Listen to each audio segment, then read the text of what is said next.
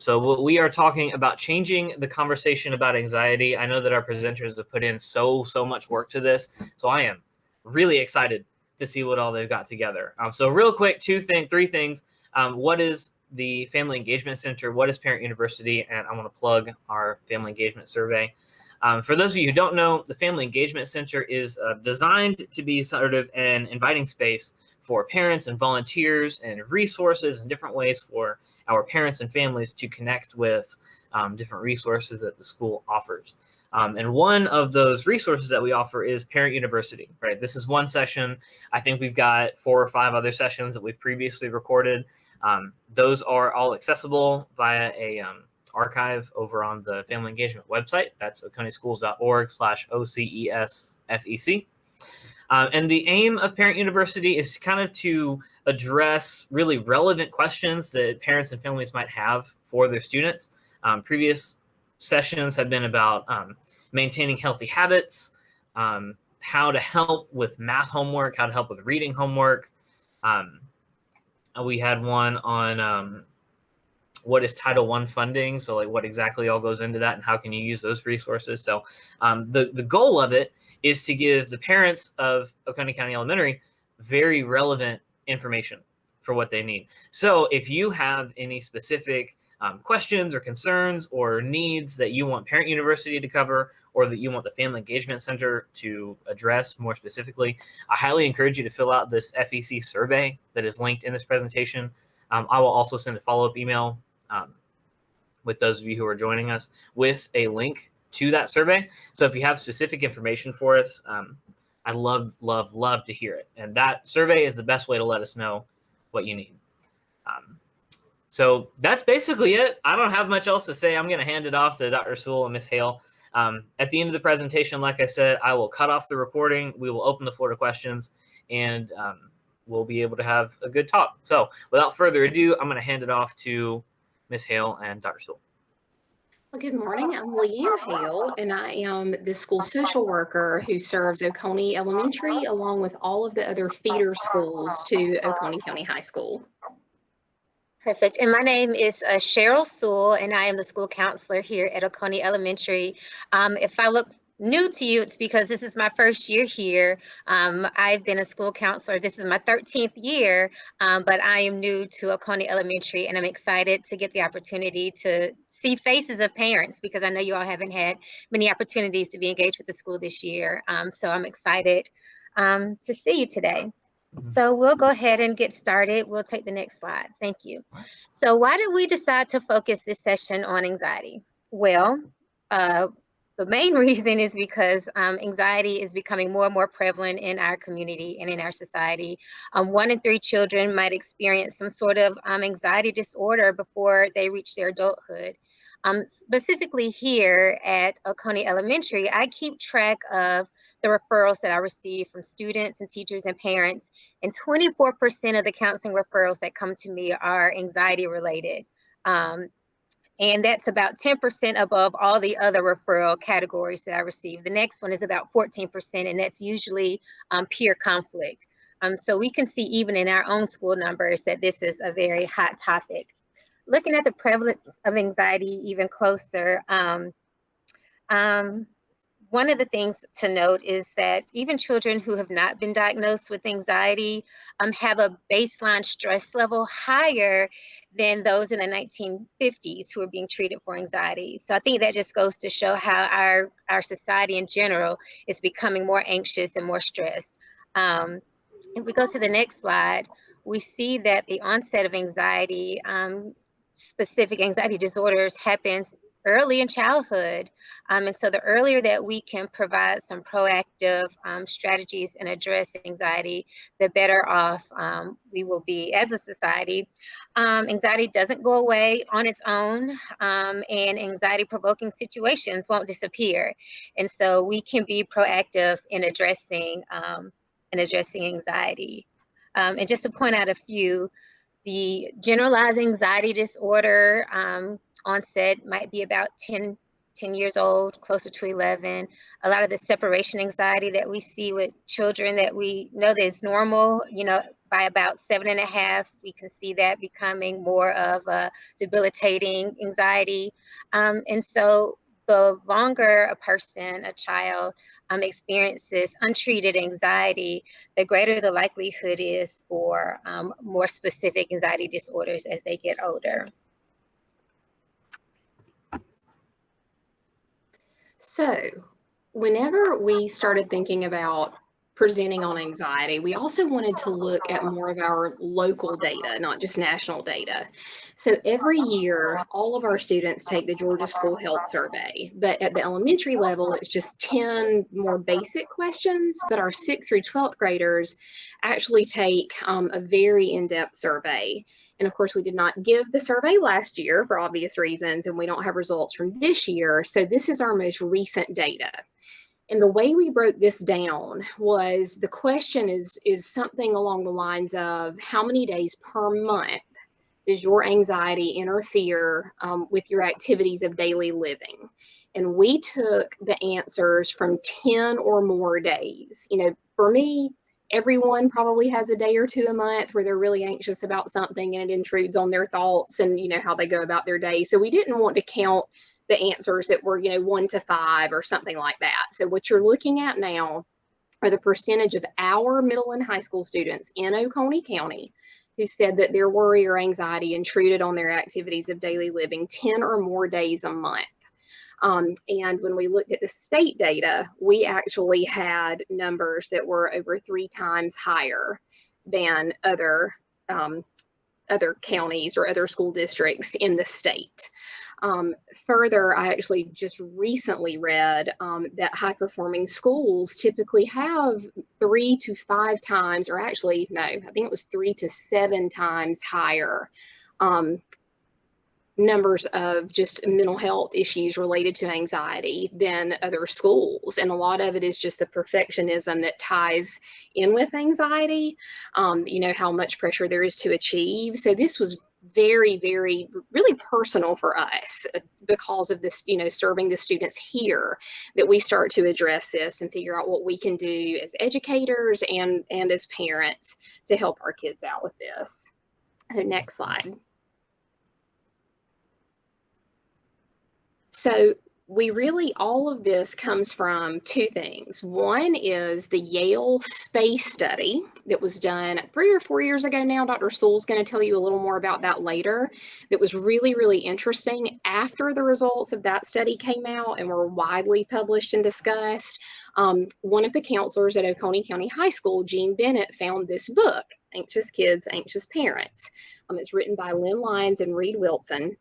We were really looking for something for us to read and discovered that this book is actually much more appropriate for lay people, for parents, also for educators, just not for other clinicians. It does a great job of really discussing anxiety, how it impacts us, how we've been looking at it incorrectly for years, and how to change the conversation. And we have used this book now.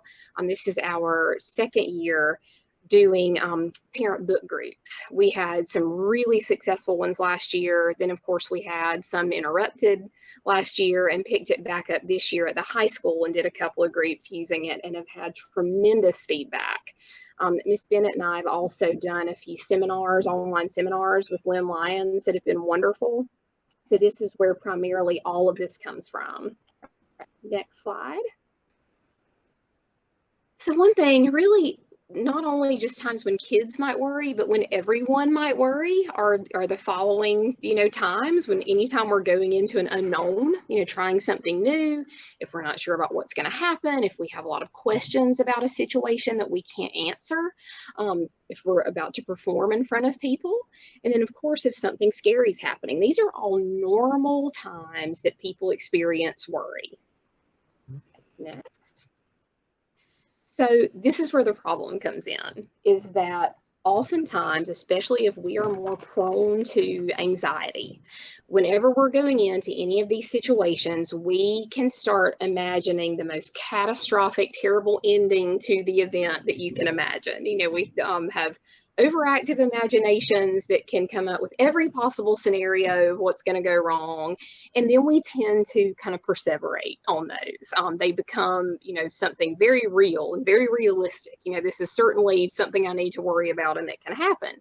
So what we tend to do is we scare ourselves to death, getting ready for whatever this situation is going to be.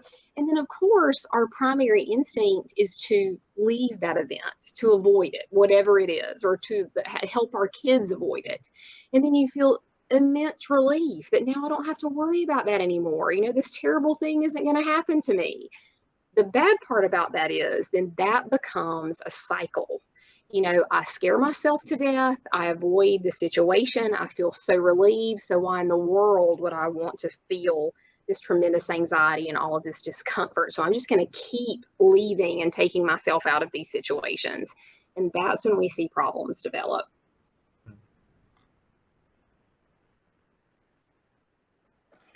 So LeAnne, thank you for that kind of overview about what anxiety might look like. I want to share with you a little bit about the SPACE study. So there are two evidence-based treatments right now for anxiety. One is medication, and the other is a type of therapy called cognitive behavioral therapy, which really focuses on the relationship between our thoughts, our feelings, and our actions. Well, Yale researchers developed a new way to address anxiety in children, which is to treat the parents.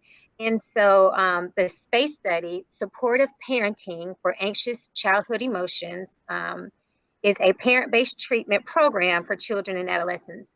But in the initial study, researchers randomly assigned 124 children and their families to one of two groups.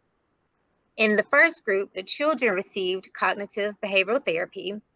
And then the other half of the participants, the parents received a 12-week counseling sessions to help them better cope with the anxiety with their children. So of the 124, you have two groups. In one group, the children were treated, the other group, the parents were treated to compare the outcome. So let's do the next slide. So the outcome is that both approaches were equally effective. Children receiving the therapy was effective, and parents receiving the course was also effective. However, the researchers did find something a little interesting. They found that accommodating behaviors of the family was reduced when the parents were engaged in the treatment. And so accommodating behaviors are those things that we do to help our students, help our children feel comfort and to avoid those anxiety-provoking situations. And so a lot of those behaviors were reduced when the parents themselves received the treatment. And so what does all that mean? It means that if we want to effectively address anxiety, parents have to be on board and be a part of the process. We've learned from this study that treating parents and parents being engaged is going to be how we maximize the benefit of treatment. So let's go to the next slide. This leads to the question, is anxiety nature or is it nurture? It could be either, it could be both and is the answer.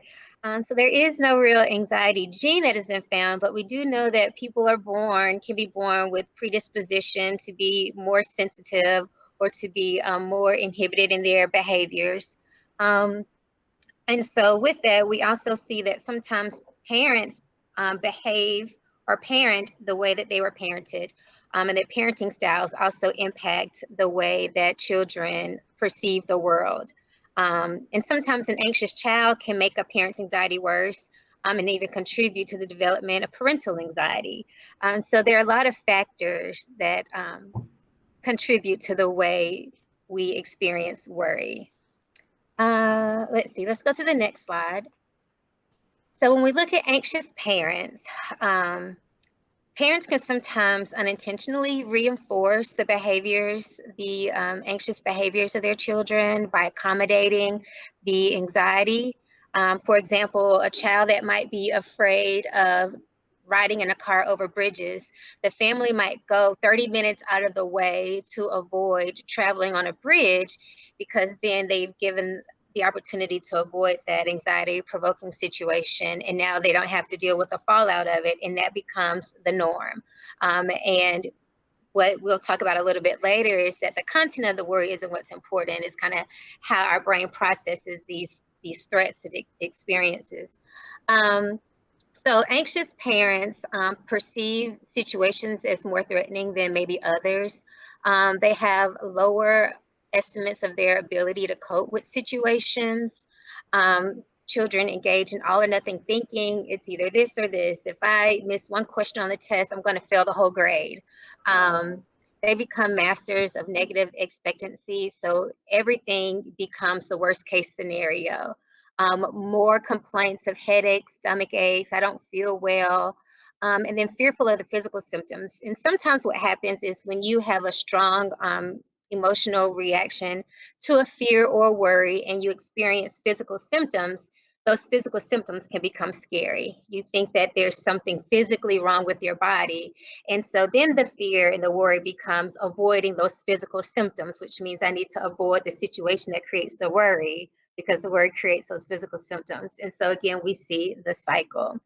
By accommodating anxiety, we actually reinforce for the child that there is a reason to be scared, there is a reason to be anxious, and that we have little confidence in their ability to cope with the situation. So every time we reroute our travel, we're saying to the child, you know what, bridges are dangerous and they should be avoided at all costs.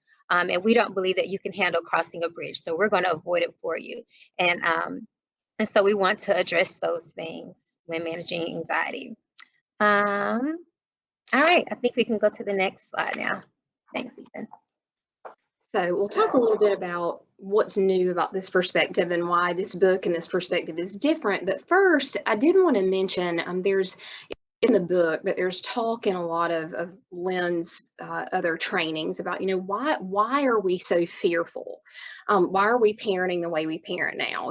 Several, Dr. Sewell and I think are about 10 years apart in age. I'm a Gen X kid. We were the ones who, our parents didn't know where we were half the time. You came home when the sun started going down. There just wasn't as nearly as much. We were kind of free range kids. I don't know how old everybody is here, but we were definitely kind of like, they trusted that you knew kind of what to do and how to take care of yourself. And, most things were kind of brushed off. And so we parented very differently than how we were parented. And it's an interesting thing to think about, but it hit me in one of her other conferences or trainings was we're also one of the first post 9/11 parenting generations. And that radically changed the society, the way we looked at safety, what suddenly became possible, that didn't seem possible before. The worst can happen, the unimaginable can happen. And of course, all of this happened with the 24-hour news cycle, which was just starting, when I was growing up. So the worst news, the worst things that can happen, the scariest things that happen in society are broadcast 24 hours a day, 7 days a week. If we want to find it, we can see it. Things spread rapidly through social media. Things that are not true or that are wildly exaggerated spread rapidly through social media. And we find those things, we hear them and see them and cling to them. And it makes something that is probably less likely than a lightning strike seem very possible to us in terms of what can happen to us and our children. So it really has made, parenting from a more fearful place become much more normal and almost expected. And in some cases, that's become unhealthy. So how do we undo some of this? So next slide. First thing to know, this is very counterintuitive approach. And that's how we start all of the parenting groups, is to remind everybody, your number one intuitive reaction, instinctual, kind of parenting behavior is protection. We're literally hardwired to do that, to protect our children. That's number one. And so the way we've treated anxiety in the past has been to try to help the child out of that feeling. And that goes back to that avoidance. I'm just going to remove you from this. I'm going to protect you from it. I'm going to take you away from it. I'm going to do what I can to fix it. And what we're learning now is that that's actually the most harmful thing that we can do long term for ourselves and for our children when we're battling anxiety. So it's definitely changing a thought process. One thing that we've kind of forgotten is that, worry is a normal, function. It's a biological function. We need it. It keeps us safe. It helps us perform better. We need a baseline, a good, healthy baseline of worry to get through our lives and be successful and healthy and safe. So trying to say worry is either good or bad is not true. It's both, depending on how we perceive it and discern it. So that's number one. The second one, and this was my biggest takeaway from all of the study that we've done over the last few years, we focus way too much on the cause of worry. What does my child worry about? Are they worried about going over a bridge? Are they worried about a dog, afraid of dogs? So we try to fix just that scenario. The problem is it's really not about the content. She calls it the content trap. It's really about the actual worry. So when we try to eliminate the cause of worry, what happens is we can eliminate that one thing, but because we haven't dealt with the actual worry and anxiety, it's just going to pop up somewhere else. It's like whack-a-mole. You get rid of one over here and it pops up over here. So we've been focusing on the wrong things. We also overpromise security, safety, and certainty, which we really can't do. We try our best, to promise our kids what's going to happen and what's not going to happen. And the bottom line is we can't do that no matter how hard we try. We don't ever know what's coming. We all get hit with curveballs. The unexpected happens to us every single day. So really what we need to focus on, instead of all these promises of security and certainty, is teaching our kids the skills they need to handle insecurity and uncertainty when those situations arise. Um, Going back to those physical and somatic complaints, another huge part of this, and we won't get into this much today, but it's in the book, is teaching your kids why you have those feelings. Why do I start to sweat? Why do I start to shake? Why does my stomach hurt? Why do I get headaches? We actually did a group prior to finding this book with second grade girls at Oconee Primary a few years ago. So they were 7, some were 8, and taught them the actual parts of the brain that react when you are really anxious. We were shocked at not only what they retained, they could remember the scientific terms of parts of the brain, and why they worked, and how much better they felt knowing there's nothing wrong with me. This is what's supposed to happen in my body when I feel this way. It was a huge moment for those girls, and for us to realize really how important it is for us to educate this part, of fear and anxiety whenever we're talking about it with our kids. And then the last part and the hardest part is learning how to put our children purposefully into situations that make them very uncomfortable or scared. Next. The good news is, and the better way to frame it, is what we really need to do is empower and educate our children about this. And we have to start as early as we can. The great thing is we've learned about the brain over the last several years, since we've actually been able to take pictures of the brain and how it reacts in situations. Our brains can change throughout the lifetime. We used to think that once you're about 6 years old, you were kind of cooked and done, and there was, you weren't going to be any different. Now we know you can learn and change and form new reactions and form new tracks in your brain all the way through the lifespan. So whether you are working with a 9-year-old who you're worried about, or yourself, at 40, 50, 60, all of this is still doable. You can empower and educate yourself. So we're going to teach them worry is normal. We are going to teach them that the more you avoid worry, the stronger that worry gets. The more you avoid it, the harder it is to fix. We have to teach kids, when you move toward the thing that makes you afraid, you actually eventually will weaken that fear. It's just that the process is really hard. And we also can't lie to kids and tell them that the process isn't hard. It's very difficult, but that the lesson is long term, it will get so much easier, just like anything you practice, right? When you're learning a new skill. We've got to teach kids that you're not brave unless you're scared first. A lot of kids think that, just going out and doing something makes them courageous. But if you're not worried or afraid first, there's really no courage there. So it's brave and courageous to do something that you're scared of, no matter what that is. Or if it seems like a small thing, conquering that fear is a big thing, and that alone makes them really brave. And then finally, we've got to educate ourselves and our kids on how to make a plan, how to create strategies to manage the anxiety. We're not throwing anybody into the deep end of the pool. This is not sink or swim. This is educating, empowering, and then moving forward. So what have we all been doing wrong? And this is not just parenting, this is with educators. It probably doesn't shock anybody that people who tend to go into, education want to also protect kids. We're nurturers. We want to pull them out of bad situations. We want to fix things.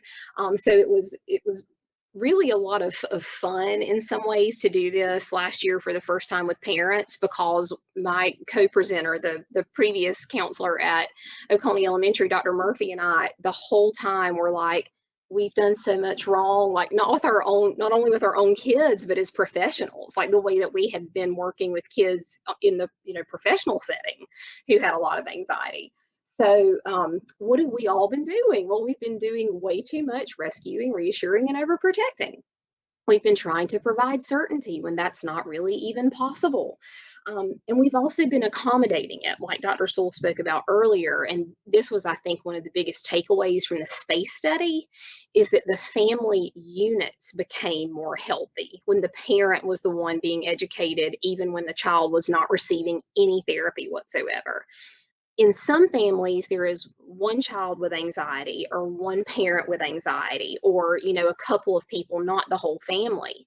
And the anxiety of those individuals, often the whole family works around that anxiety. LeAnne calls it the dictator in the house. There's a dictator that has to be, obeyed and followed, and that dictator is the anxiety. And that we tend to do that, and in the long term, it can actually not only reinforce unhealthy behaviors, but resentments in the household. We also, if it's been a behavior that has been taught and passed down, again, there is a genetic component to being sensitive to new stimuli. It's not an anxiety disorder gene, but parents could have had that. A kid in the family can have that. It can also be that we parent the way we were parented, or there's been a trauma in our past. Either way, oftentimes, and this has happened in my own family, anxiety runs in the family. We have a family history of anxiety. We can't really help it. That's just how you are. That's how you're wired. That's very harmful. What that tells a child is, you have this, it's how you were made, you can't be different. And so what we need to start working on instead is, we've all experienced this. We've gotten some things wrong, and we are not going to let it hold us hostage anymore. You can overcome this. So we want to start doing more of that, very open and honest discussion and talking, and then not make the rest of the family also, be held hostage to this dictator in the house. There are some great examples of that in the book too, even about a parent who was terrified of flying. And so any vacation the family ever went on, they had to drive. It didn't matter if it was all the way across the country, or 3 hours away. And finally, one of the parents was like, you know what? The rest of us are getting on a plane. We'll meet you there. We're not going to drive, 15 hours when we can fly somewhere in 2. And so they quit accommodating that with an anxious parent. So that there are lots of really good stories like that in the book. So talking about the book a little bit more, we are only going to go through these first 3 today. But the way the book is put together is all of these puzzle pieces that eventually come together to help you make a plan for how to start working toward overcoming anxiety in your household. But we're just going to go over the first 3 today, or we would be here for a very long time. So the first thing, we got to quit being shocked. We've got to normalize worry in our lives. Going way back to one of those first slides, there are times when it is completely reasonable for us to all experience worry. That's not a bad thing. Normal people experience worry in certain situations. So we've got to quit this good or bad. We're all going to worry sometimes, but how are we going to handle it whenever it shows up? So again, and I'm going to pass it on to Dr. Sewell after this one, but we can't be surprised. It's not breaking news. We have to normalize it. We have got to expect it and then know how to. I think one of the hardest parts is learning how to experience it. There is an old book from the 90s that I tell everybody they should read called The Gift of Fear. It's by a security expert named Gavin DeBecker, and he works with like high profile, like movie stars, politicians, heads of state with security. And he talks a lot about how, because, and this was pre 9/11, we were already getting so caught up in fear and things we should be scared of. The man hiding behind our car in Walmart, all the things that go around that you see, that we actually are unable to discern what we should actually be afraid of, and that is dangerous. We need to get back to being able to feel that kind of hair on the back of your neck, feeling of when your intuition is telling you should worry and be anxious, and when you really shouldn't. So we have to learn how to experience and discern it appropriately in order to use it the way it's supposed to be used. So that's super important. So we want our kids to know that. When should you really be worried and trust your gut and get out of a situation versus when is worry really not being honest with you and keeping you from a positive experience? So that's a big deal here. And also we're going to look at ourselves a lot. Worry is contagious. We have to look at ourselves. How are we responding to things? What kind of messages are we giving our kids, even when we don't mean to? So what's the next step, Dr. Sewell? All right, so the next piece of the worry is once we expect worry, what do we do then? So let's actually move to the next slide, Ethan, just to kind of get us moving a little bit. So the next thing is to externalize worry, to make worry outside and separate from you are. So externalizing is when you separate the anxiety from the person, and then it allows you, the person, to engage with worry differently. It allows you to experience it differently. Personifying worry allows us to respond and talk back to worry in a way that allows us to manage it differently. So let's talk a little bit more about this. So externalizing is great in helping children also with their self-concept, helping it remain intact, because now worry doesn't have to define the child, kind of like LeAnne was mentioning earlier. It doesn't have to be who the child is. This isn't something that has happened to you and you're stuck with forever. By externalizing worry, the child can see that they are not the problem, that the worry is the problem, and gives them permission to address that problem, which is the worry. Let's move to the next slide. So how do you do this? So you need to treat worry like it's its own person. And so you might want to treat worry like your great Uncle Marvin, who comes to a holiday dinner and is super annoying. He wants to tell you what to do, give you all the advice, tell you all the stories. And so let's step back though. When great Uncle Marvin is there, how do you respond to him? Do you take all of the advice that he has to offer? Do you immediately change your opinions and your thoughts because of something that he mentioned? Do you read all of the books he suggested, or watch all the TV shows he's recommended? Do you believe all the conspiracy theories that are presented? And so the answer to all these questions is no. What do? We acknowledge that Uncle Marvin is there. We nod, we smile, and then we move on, right? And so that's how we need to treat worry. We need to expect worry to be there. We know Uncle Marvin's coming, y'all get ready. And then when worry shows up, we acknowledge that they're there. Worry, you're here, I see you, and now I'm going to move on. So the next slide tells us a little bit more about how to do that. Okay, so when you expect the worry, acknowledging it immediately lessens its hold on you. So you can say things like, I know you're just here to help. Thank you. You're right here with me. I got this.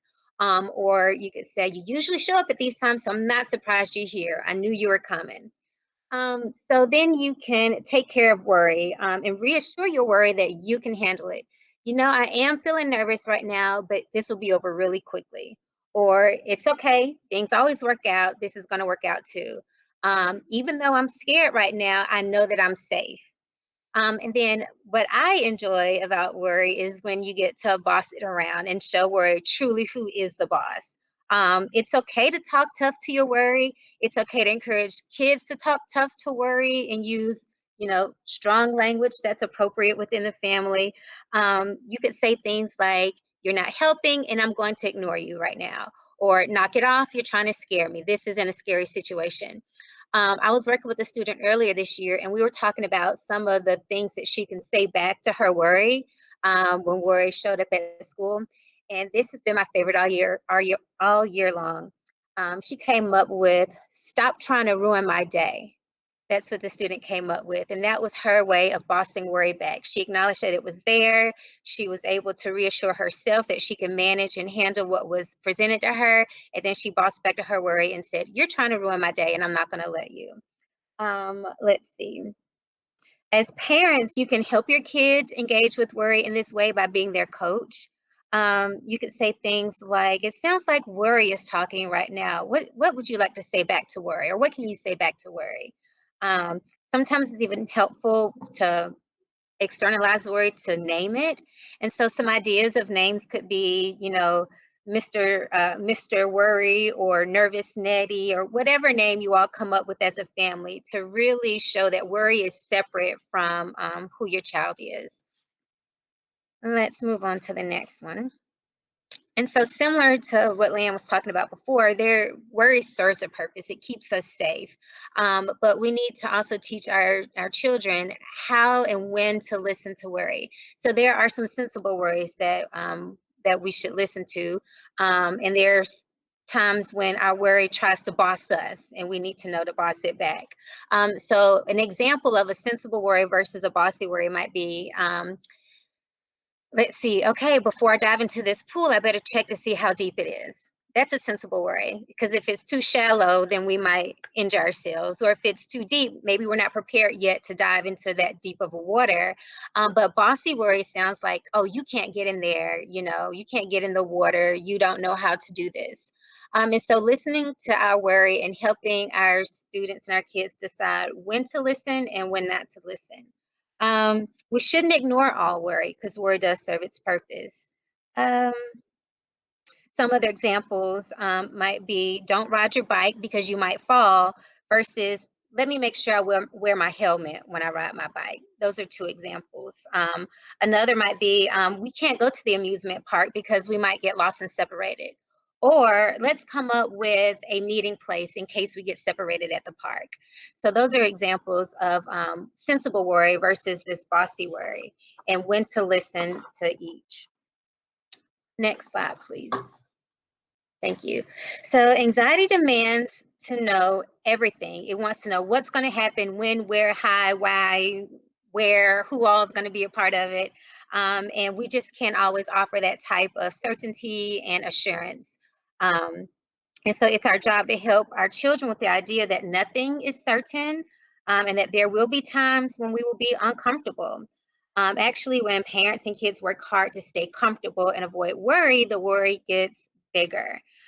So we need to start becoming uncomfortable and uncertain on purpose. We need to understand what that feels like so that when we experience those feelings, they aren't as much of a shock, and we can then manage and experience them.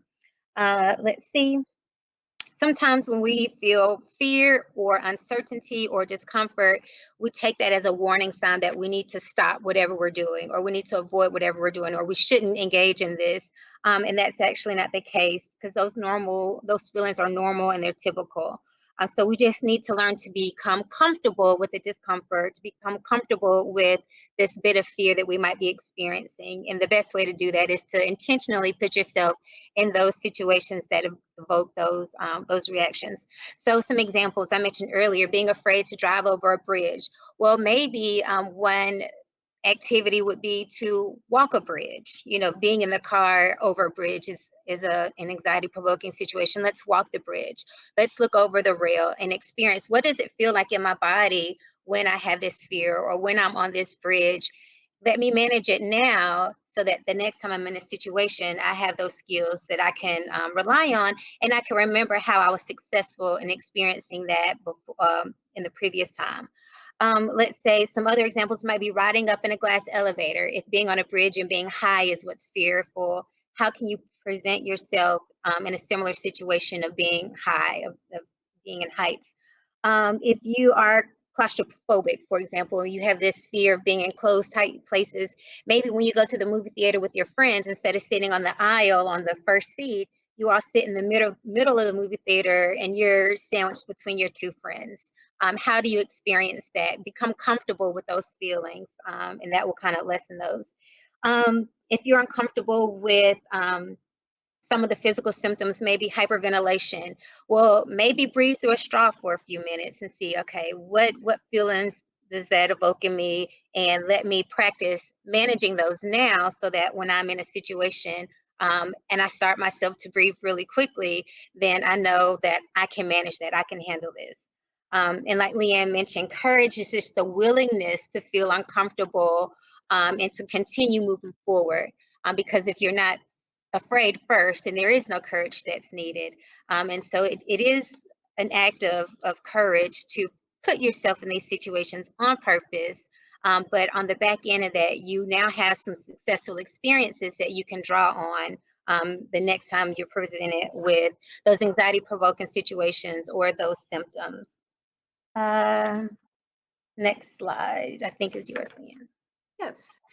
And I would add to that one of my favorite analogies for that, and it was not a discussion about anxiety at all, that I was in a yoga class a few years ago, and I had a teacher say, if you're in this pose and you're experiencing pain, get out of it and do something else instead. If you just find that you're uncomfortable, you'll find probably that if you stay in it a little bit longer, the discomfort will lessen. And when we were putting all this together, it really hit me that we've really kind of started misunderstanding the line between discomfort and pain. And oftentimes we will pull our kids out of situations that are just making them uncomfortable. When, just like in a yoga pose, if they were to stay in it a little bit longer, it would get less uncomfortable. It would become more comfortable. And that's where that practice comes in that Dr. Sewell was just talking about. The more we can encourage, getting ourselves in those situations, even just little by little, the less uncomfortable they'll become. So that kind of goes back to that discernment from, bossy worry and sensible worry is also the discernment between something that's just uncomfortable and something that's truly hurtful, because they're not the same thing. That is not the same thing. So again, to avoid or not avoid, that's the question. So what's the answer? While avoidance is definitely the best short-term solution, in the long term, it's actually the worst thing that we can do. So what happens frequently with children who are repeatedly allowed to avoid uncomfortable situations, or when we let our anxiety, overcome us and pull them out of uncomfortable situation, what tends to happen? Well, they miss out on a lot. They miss out on social bonding and social connections that come from experiences. They begin to lack social skills, how to go into a room full of people you don't know. How do you introduce yourself? How do you manage when you're, someone and the only person who doesn't know everyone in the room, or you're from a different culture and you're uncomfortable with other people in a room? Self-medication happens. That happens with adults and kids.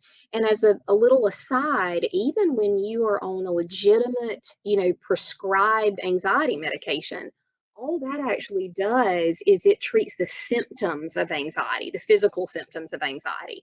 It does not help you overcome anxiety. It puts you more in the space where you are able to move forward with the work, to overcome anxiety.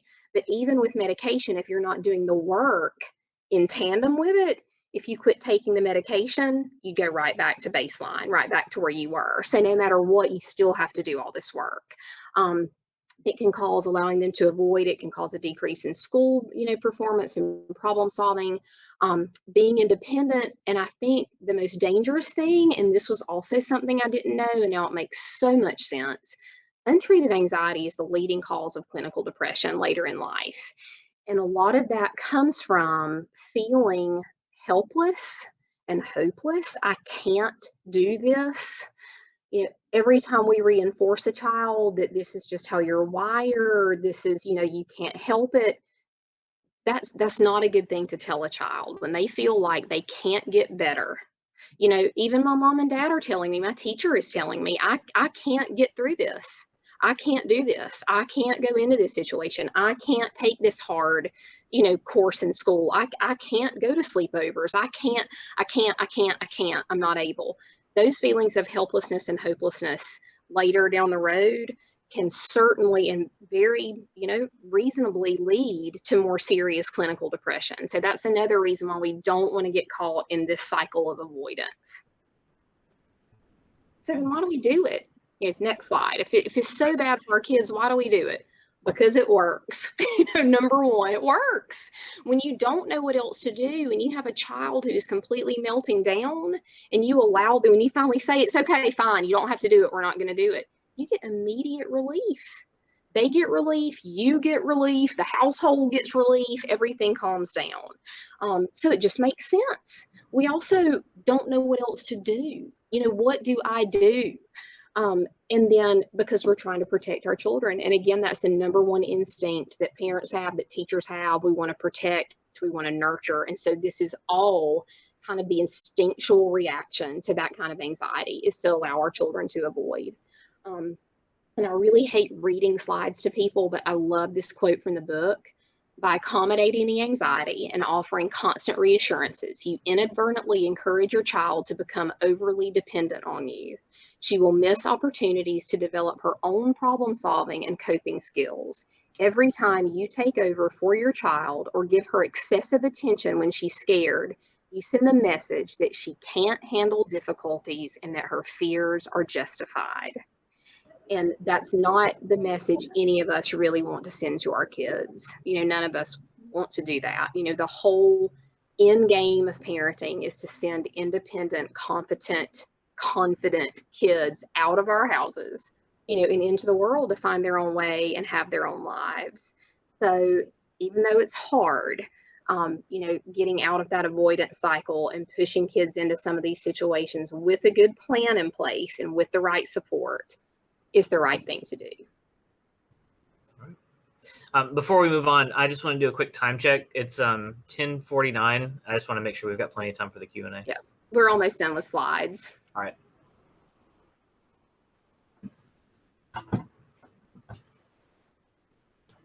Oh, I'm sorry. I completely missed this one. So to learn by doing, if we stop, you know, anytime something goes wrong, you know, we stop our kids from trying something. Think back about when your kids were learning to walk, learning to feed themselves, learning to ride a bike. It's painful and messy. You know, all of that is painful and messy. And if we had swooped in every time our kid fell down or had SpaghettiOs in their hair, or, you know, had a skin knee or even needed stitches, you know, from any of those things, think about, you know, where our kids would be developmentally. You know, we always have to learn in a hard, messy way most of the time. And this is really, even though it seems different, it's really no different. So we've got to push through and manage that anxiety and let our kids learn by doing and experiencing things. So we've got to have this intention of where we want them to go and who we want them to be, and then pair that with action and move forward. All right, so the bad news is that when we're helping our families and our children manage anxiety, there's no canned program, there's no plug and play strategies that you plug in and it works, it happens. It's counterintuitive to what we've always thought we should be doing. It's hard work, but there is good news if we move on to the next slide. The good news is that tendency doesn't equal destiny. So even though there might be these tendencies to be more sensitive to new scenarios, or we're already kind of in that cycle of anxious behavior, that doesn't mean that that has to be the outcome for your child or for your family. On our next slide, there's more good news to tell you about. And you've already kind of heard this a little bit, but there are support opportunities for parents in our district with this book in particular that LeAnne will tell you about a little bit. But another piece of good news for you is that while LeAnne works with families in supporting families, we have groups for anxious students here at the school. So if any of the parents that are here present live or listening later, shoot me an email and let me know if this is a support that you would like for your child to be in one of my counseling small groups where we talk through how the brain works and how worry works in the brain and strategies for managing their worry. And LeAnne's going to give you more good news. So just to try to get through this really quickly, we have had great experience with parent groups over the last 2 years. After kind of a painful start last spring when we had 3 groups interrupted mid-group by shutdown, we've actually gotten pretty good at the Zoom Google thing, and we had 2 great groups at the high school this year, well, that one of the high school counselors and I did, with parents with all different ages of kids. And we were able to do like a really early morning meeting at 7:30 we had parents who could come in before they went to work. We had one mom who joined during her commute by phone. So we'll do hopefully a mix of live and in-person parent groups next year using this book. And then of course the schools can then do the kids group that uses the same general model. Mm-hmm. So these are just some quotes. You can go ahead and click to the next. I won't read them to you, but we did surveys after all of our groups, and this is just a handful of the feedback. We really do this. It's not like a parenting class. That was the best thing about it. It was just people using the book to have some really good discussion. And I think that was the best part, is that the co-facilitator and I were not telling people how to parent. We were all learning together and having some really good discussion, some really good sharing of how we were learning, how we were recognizing things that we'd gotten wrong. And I think hearing other parents talk about the struggles in their households made everyone so much more comfortable and open to listening and sharing, because we had anxious parents with anxious kids, we had non-anxious parents, we had parents from anxious households, we had parents who grew up in anxious households, the whole spectrum. And so everybody who participated, we did not get a single negative review. It was actually, I think, really good for every single person who participated. So if you're interested possibly in this next year, or if you just want to do some study on your own, this is the book. It's on Amazon for like $10, $12, I think. You can find this Atlantic article. It's really long, but you can find it online. It's very sobering, but also very hopeful, but just really interesting information on kind of how parenting anxious children how it looks when kids are grown. And then if you're a podcast fan, Lynn Lyons has a podcast called Flusterclux. She started it during the pandemic. I love it. It comes out on Fridays. It's never longer than 45 minutes, usually closer to half an hour. It is not just for parents who have anxious kids. There is some really great, just solid parenting advice. She comes at it from great humor, tells her own stories. There have been a couple of really good episodes this year about achievement culture and the toxicity of achievement culture that's really good for us raising kids in Oconee County, I think. So highly, highly recommend that. Whether you want to participate in a book group or not, it's just really good stuff. Okay. And this slide just has some additional resources. On the top left is a quick video of a visual demonstration of how to explain to kids how the brain works and how worry works in the brain. On the top right, the zones of regulation is just a framework for helping kids be able to articulate how they're feeling. And then it also provides different tools and strategies for management within those zones of feelings. On the bottom, the second from the left, this red book is called Playing with Anxiety, Casey's Guide for Children and Teens. And Casey is a fictional child that comes from Lynn Lyons and Reed Wilson. It's almost a compilation of different kids that they worked with over the years. And so this book is targeted for parents to do with their small kids or teens to do on their own. So that's a great resource. And then the other books are more storybook books. And what's cool about all of them is that they have read aloud options on YouTube. So even if you don't have the opportunity to sit down and read the book with them, they can watch the book reading on YouTube. So those are a few other resources for you all. And I think that wraps us up. Uh-oh. Okay. There we go. I'm unmuted. Okay. Great. Thank you all so much. I knew this was going to be great. And I did learn a lot. I don't have any kids, but I do have anxiety. So this is super helpful for me. And I hope that the parents that are joining live and the ones that are watching later also get some good out of it. Again, here's our contact sheet. So if you guys have any questions about me or any of our presenters today, definitely do not hesitate to ask our questions. But